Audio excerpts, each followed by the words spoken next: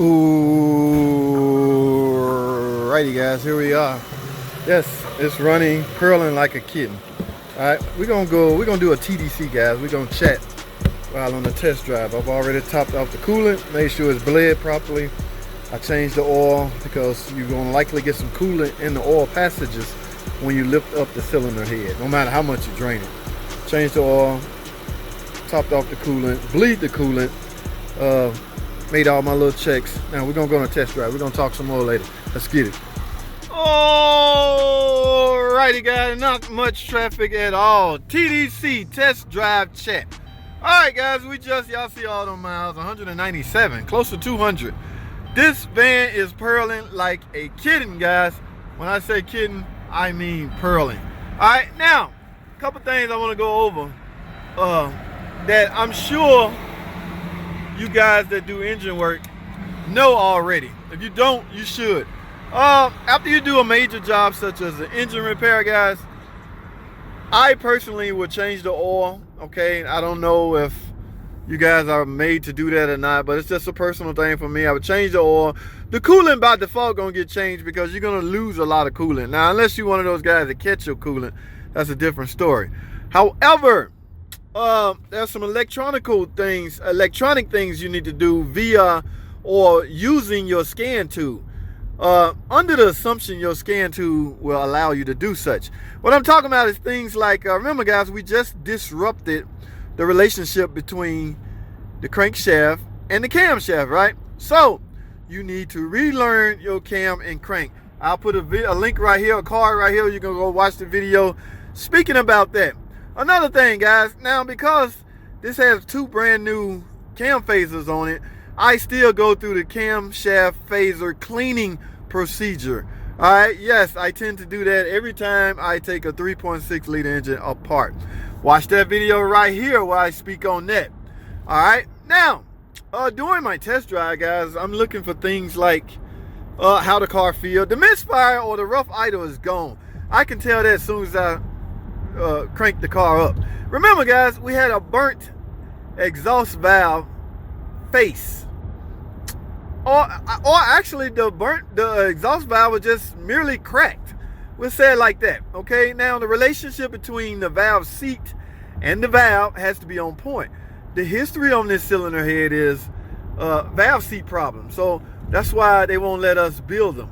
All right, so go figure. All right, so what we did by replacing a new cylinder head is basically you get a new seat and a new valve, right? Yes, so your problem will likely go away if that was your problem. The problem with the mechanics, or as a mechanic, we have to find out if that's the problem.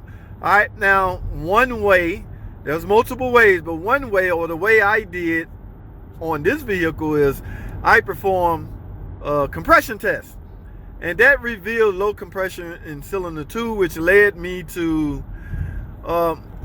this repair. Okay, I chose to do tear down time, and I removed the cylinder head and saw that burnt exhaust valve.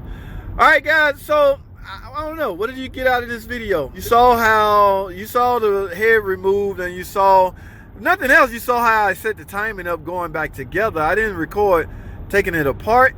I don't know, just you gotta dissect the video footage, guys, because I'm gonna pull some video footage from other videos. There's no sense in me recording the exact same thing 2 or 3 times. Okay, so I didn't bother to do that. All right, now I am done, guys. That's it. The test drive is also to verify if the check engine light come on, and I tend to go and look at my emission monitors to see if all the monitors ran.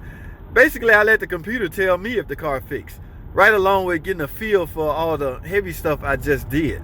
I just had a cylinder head off, guys. That is a major repair. Okay, I was running, like I say, I run the heater. Remember, we disrupted the cooling system. I make sure the heat is circulating properly. It is hot.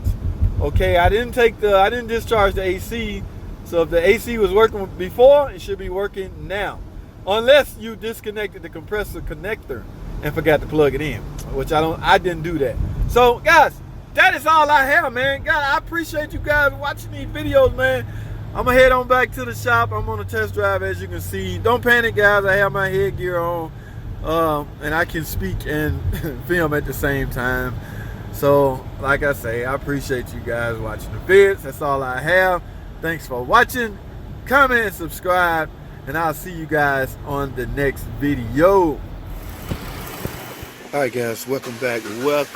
Thanks for staying with me, guys. I have this car pulled up on my laptop. Now, what we want to do, y'all saw that lightning bolt, so it's absolutely a flash update on this car. But what I want to go over with y'all, some of the important things you should do after a major repair, such as engine replacement, transmission replacement, things like that. Take a look at this one. You definitely should do that one. Cam and crank relearn. The computer will sync both of these together and relearn everything that you interrupted. Basically, when the engine go out, everything is lost. Okay, so I'm going to do that one. Here's another one. You should do that one when you're dealing with transmission. Now, here's the one I want to discuss: exhaust phaser 1 cleaning. Now, this is a 3.6 engine. Okay, so there's 2 phasers per cylinder head. You got an exhaust and an intake. Here are the 4 cleaning phasers. You should definitely do these after engine repair. Okay, learn ETC. That is a complete whole, not new, but that's another throttle body. Okay, so you want to learn the throttle body to this car. These are things you should do after you do a major repair, such as an engine replacement. And here's last but not least, reset the memory. What that does is, let me see if I can show you. Okay, it might not show you because the engine is running. Alright, so yes, that will reset everything. So what I would do first, if y'all had this access, or y'all know anybody with access with such a scan tool, or if your scan tool do this, I would definitely first flash update the computer, because that will reset everything back to normal. But you really want to learn, you want to speed up the learning process and then go through with all your miscellaneous functions, such as what I just mentioned. Okay, let's do one exhaust phaser 1 cleaning. See what it actually do. Okay, see what it says here. This function should be used to help clean dirt and debris from the oil control valve. Y'all know what the oil control valve is. That is essentially the cam phaser bolt, basically, in so many words. It pulls double duty as the oil control valve. Let's go ahead and clean this one, because I'm going to do everything over anyway. Let's go ahead and clean this one so y'all can see exactly what it's doing. Exhaust cam phaser 1 routine in progress. So technically speaking, it is cleaning it right now. Alright, so I physically don't know what it's doing, but according to this, it says exhaust phaser 1 cleaning complete.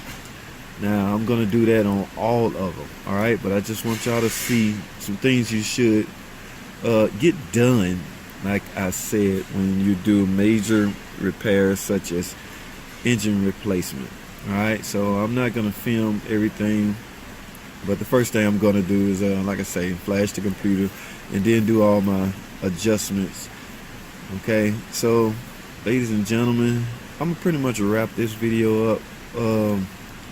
So I think this ended up being a 5-part series or 4-part video series. It started off as the engine seized up, locked up, things like that. So I'm gonna wrap this video up, man. Guys, I appreciate y'all watching. I appreciate all the interaction. I appreciate all the questions. I'm a firm believer in there's no such thing as a dumb question. If I see your question, I'm going to answer it. A lot of guys get upset because I don't answer their question. I highly think that's because I didn't see it. I value input and I value interaction, and I will discuss things with you when or if I see it. Now, a lot of times, I went to my spam folder, and a lot of that stuff ended up in the spam folder. So I missed out on a lot of good subject starters question. Okay, stuff I could have started a subject on, you know. So I don't know what triggers when your comment make it to a spam folder, but if you don't see an answer from me, just try answering it again, asking it again in a different way. Maybe it won't head to the spam folder, because I didn't know I should be checking my spam folder, but I do now. Okay, so that's just a tip. All right, so I'm gonna wrap this video up, man. Thanks for watching. Comment, subscribe, and I'll see y'all in the next video.